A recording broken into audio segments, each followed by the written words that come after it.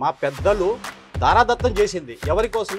సామాజిక వర్గం కోసం, ముస్లిం సామాజిక వర్గం కోసం దారాదత్తం చేసిన భూములకి ప్రభుత్వానికి ఏం అధికారం ఉంది? అనిల్ అంబానీ ఉన్నాడు ఇల్లు, ఆ ఇల్లు కూడా వక్ఫ్ సంబంధించిన స్థలాలు, ఇలాంటి చాలా ఉండే. వాళ్ళకి అనుకూలంగా ఉండేదానికి ఈ చట్టం, నల్ల చట్టం తెచ్చారు. కానీ నమస్తే, welcome to one India Telugu. నేను జోసఫ్. యాక్చువల్గా ఏదైతే వక్ఫ్ బిల్ ప్రవేశపెడుతున్న వక్ఫ్ బిల్ సవరణ అని చెప్పి బీజేపీ ప్రభుత్వం ప్రకటించిందో అప్పటి నుంచి కూడా దేశవ్యాప్తంగా ప్రకంపనలు జరుగుతూ వస్తున్నాయి. అయితే ముస్లిం సంఘాలన్నీ కూడా దీన్ని పూర్తి స్థాయిలో వ్యతిరేకిస్తున్నాయి. ఇది కావాలనే చేస్తున్న కుట్ర అని చెప్పి ముస్లిం సంఘాలు ఆరోపిస్తున్నాయి. అయితే నిన్నటి రోజున నెల్లూరు నగరం మొత్తం మీద కూడా భారీ సంఖ్యలో ముస్లిం సోదరులు అందరూ కలిసి ర్యాలీ నిర్వహించారు. ఏదైతే వక్ఫ్ బిల్లుకి మద్దతు తెలిపినటువంటి పార్టీలు కూడా దేశం నుంచి విడిపోవాలంటూ చాలా తీవ్ర స్థాయిలో ఆందోళన వ్యక్తం చేసిన నేపథ్యంలో మరి కొంతమంది ముస్లిం పెద్దలు ఈరోజు మనతో వాళ్ళతో మాట్లాడే ప్రయత్నం చేద్దాం. యాక్చువల్గా ఎందుకు వీళ్ళు ఈ బిల్లుని వ్యతిరేకిస్తున్నారు అంటే వాళ్ళు మాట్లాడుతున్నారు. చెప్పండి, ఎందుకు మీరు ఈ బిల్లుని వ్యతిరేకిస్తున్నారు? బీజేపీ గవర్నమెంట్ ఏమి చాలా మంచి బిల్లు అంటుంది, కానీ ముస్లిం సంఘాలు ఎవరు కూడా ఒప్పుకోవట్లేదు. ఎందువల్ల, ఏం జరుగుతుంది అసలు? వక్ఫ్ సంబంధించి ప్రాపర్టీ దాదాపు 9 లక్షల ఎకరాలు ఉన్నాయని వాళ్ళు చెప్పడం జరుగుతుంది. వాళ్ళకి చూపిమని చెప్పండి 9 లక్షల ఎకరాలు ఎక్కడున్నాయో. దాదాపు 80% వాళ్ళ తాలూకా మనుషులే ఆక్యుపై చేసుకొని, కబ్జా చేసుకొని ఉన్నారు వాళ్ళు.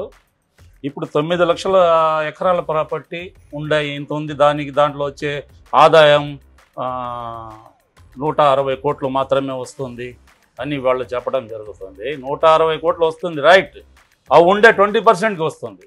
80% అయితే వాళ్ళే కబ్జా చేస్తున్నారు. ఇప్పుడు అనిల్ అంబానీ ఉన్నాడు ఇల్లు, ఆ ఇల్లు కూడా వక్ఫ్ సంబంధించిన స్థలాలు, ఇలాంటి చాలా ఉండే. వాళ్ళకి అనుకూలంగా ఉండేదానికి ఈ చట్టం, నల్ల చట్టం తెచ్చారు. కానీ ఇది ముస్లింకి ఉపయోగపడేది, ముస్లింకి చాలా పేద ముస్లింకి మనం పంచుతాము చేస్తామంటే, మా స్థలాలు తీసుకొని మీరు పంచేది అది ఎంతవరకు కరెక్ట్? అదేదైనా ఉంటే, గవర్నమెంట్ ఏదైనా ఉంటే అదానికి, అంబానీకి చేస్తూ ఉంది కదా. అందులో 1%, 2% పేదలకి చేసిన, ఇందులో మతాలు ఉండకూడదు. ఒక ముస్లిం అనే కాదు, హిందూ సోదరులు కానీ, చాలామంది క్రైస్తవులు కానీ, సిక్కులు కానీ, చాలా పేద కుటుంబాలు చాలా ఉన్నాయి. వీళ్ళందరికీ ఏదైనా చేయదలుచుకుంటే చేయొచ్చు. మీరు చేసే విధానం, మీరు చేసే పద్ధతి అంతా కేవలం అంబానీ, అదానికి తప్ప మరి ఎవ్వరికి ఉపయోగపడే చట్టం అయితే ఇది కాదు. మాకైతే, ముస్లిమ్స్కి అయితే ఇది మంచి జరగద్దు అనేది మాత్రం అదే మనం నమ్మే పరిస్థితులు మేము లేము. సపరేట్గా ఒక కమిటీ కూడా వేస్తున్నాము. కమిటీలో కొంతమంది మెంబర్స్ ఉంటారు. వాళ్ళంతా కూడా రీసెర్చ్ చేసిన తర్వాత మాత్రమే మేము నిర్ణయం తీసుకుంటున్నాము.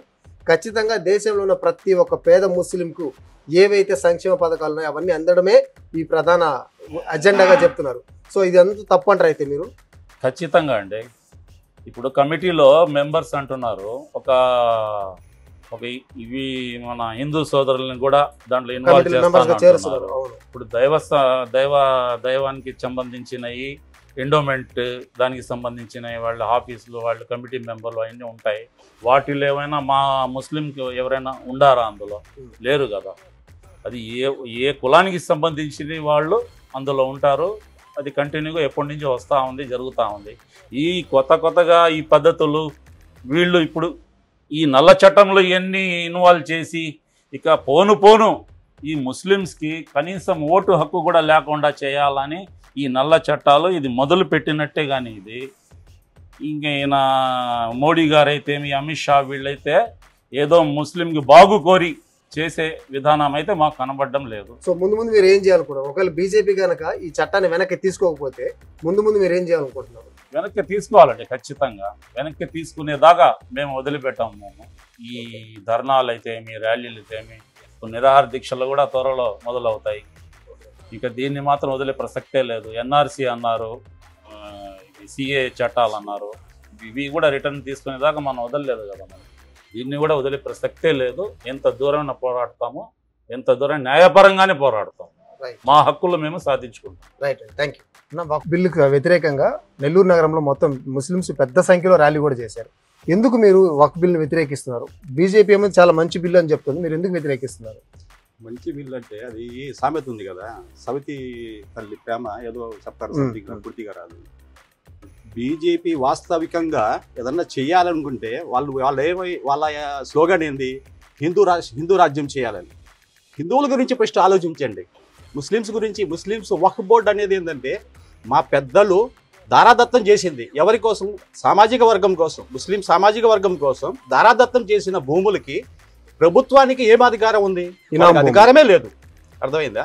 ఇది దేనికోసం? సామాజిక వర్గం, ముస్లిం సామాజిక వర్గం ఏంటంటే వెనుకబడి ఉంది ఆర్థికంగా, వాళ్ళని ఆదుకోవాలి అనే ఉద్దేశంతోనే ఈ ఒక బోర్డుని నిర్ణయించారు. దానికి సరైన మార్గంలో ఖర్చు చేయాలి. దానికి ప్రభుత్వానికి సంబంధమే లేదు అసలు. వాళ్ళు చేయాలనుకుంటే ఇప్పుడు చెప్తున్నారు కదా, వాళ్ళు ముస్లిం సమాజానికి ఏదో ఉద్ధరిస్తారని. ఉద్ధరించే వాళ్ళైతే బీజేపీ పాలిత రాష్ట్రాలు కానీ, బీజేపీ పాలిస్తున్న దేశంలో కానీ ఒక్క ఎమ్మెల్యే కానీ ఒక్క ఎంపీ కానీ ఉన్నాడా?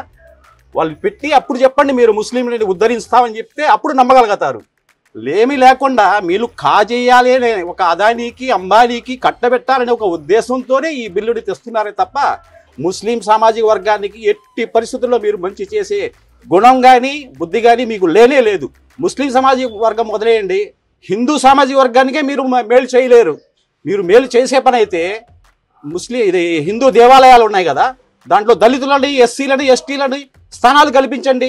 వాళ్ళని ఎందుకు దూరం చేస్తున్నారు? వాళ్ళని ఇంకా మీరు అంటరానితనంగా దూరం పెడుతున్నారు. ఫస్ట్ వాళ్ళ మీద ప్రేమ చూపిండి, దాని తర్వాత ముస్లిం మీద ప్రేమ చూపిస్తారు. కానీ అంటే మీకు ఇనాంగా ఇచ్చినటువంటి భూముల్ని లాక్కునే ప్రయత్నం ఇది అంటారు, అంతే కదా? అంత లేకపోతే ఇంకేముంది? వాళ్ళకి ఏం అవసరం? ఇప్పుడు ఇప్పుడు ఇది మొదలు ఇది, దాని తర్వాత ఇప్పుడు క్రిస్టియన్ ఉంది కదా సామాజిక వర్గం, వాళ్ళకి భూములు ఉన్నాయి, వాళ్ళ మీద పడతారు. హిందూ దేవాలయాలకి ఇంచుమించు నా అవగాహనకి నేను విన్నది ఏంటంటే 20 లక్షల ఎకరాలు ఉన్నాయి దేశం మొత్తం మీద ఇంచుమించు, వాటి మీద పడతారు. ఇంకా వాళ్ళ పనే అది, అమ్ముకోపోవడం అంతే. అంతా కంగాలు చేసేయడం, అందరినీ ఏంటంటే కంగాలు చేసేయడం, ఏం లేకుండా అదానికి అంబానీకి. ప్రజలు కూడా ఏంటంటే మనం ఆలోచించాలి. ఎంతసేపటికి త్రిబుల్ తలాఖు ముస్లిమ్స్ మీదే పడుతున్నారే కానీ దేశంలో ఉన్న ఆర్థిక పరిస్థితుల గురించి ఆలోచించండి. వాళ్ళు ప్రభుత్వం ఎక్కేటప్పుడు ఎంత ఉండింది? 60 రూపాయలు, 65, 70 రూపాయలు పెట్రోల్ ఉండింది. ఈరోజు 110 రూపాయలు. దాని గురించి ఎవరు ఆలోచించడం లేదు. ఎంతసేపటికి ఏంటంటే ముస్లిం హిందూ, ముస్లిం హిందూ, ముస్లిం. ఇదే దేశం. ఇంకా తిండి అవసరం లేదా? యువతకి ఉద్యోగాలు అవసరం లేవా? వాటి గురించి మనం ఆలోచించాలి. ఇవన్నీ వృధా కార్యక్రమాలు. ఏంటంటే యువతని అందరినీ పక్కదారి పట్టించడానికి తప్ప ఎవ్వరికీ మేలు జరగదు. వక్ఫ్ బోర్డు మీద వచ్చేటువంటి రాబడి అంతా కూడా పక్కదారి పడుతోంది. కొంతమంది కావాలని ముస్లిం మత పెద్దలు డబ్బులు కాజేస్తున్నారు.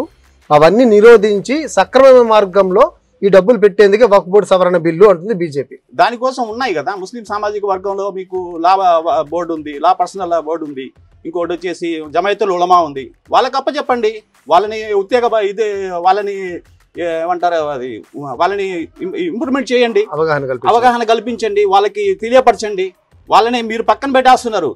వక్ఫ్ బోర్డులో కూడా ఉండేది ఎవరంటే మీకు తొత్తుగా ఉండే వాళ్ళనే మీరు అధికారాల్లో పెడుతున్నారు. అంతేగాని వక్ఫ్ బోర్డు చైర్మన్లుగా వాళ్ళందరినీ ఎవరు పెడుతున్నారు? మీ పార్టీలకు సంబంధించిన వాళ్ళని పెడుతున్నారు. దానికి మత పెద్దలని పెట్టి నీతి మంత్రులని పెడితే వాళ్ళు సరైన చేస్తారు. అక్కడ ఉండేది కూడా రాజకీయ నాయకులే. ఇంకా మీరే చేసినట్టు కదా అది.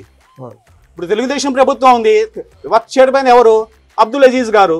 ఇప్పుడు ఆయన చేయాలా? ఇంతకుముందు వైసీపీ ప్రభుత్వం. అట్లాగా ప్రభుత్వాలే ఇది చేస్తున్నా కానీ సామాజిక వర్గం ఎవరు కూడా దాన్ని ఎన్నుకోవటం లేదు కదా. ఇప్పుడు దేవాలయాలు కూడా అదే పరిస్థితి. రాజకీయ నాయకులే వాళ్ళని చేస్తున్నారు. అది మంచి చేసినా చెడు చేసినా మీరే చేస్తున్నారు. ఇప్పుడు డైరెక్ట్గా ఏంటంటే ఆ భూముల్ని లాక్కోవాలనే ఒక ఉద్దేశంతోనే ఈ చట్టాన్ని మీరు ప్రవేశపెట్టారే తప్ప ఉద్ధరించడానికి.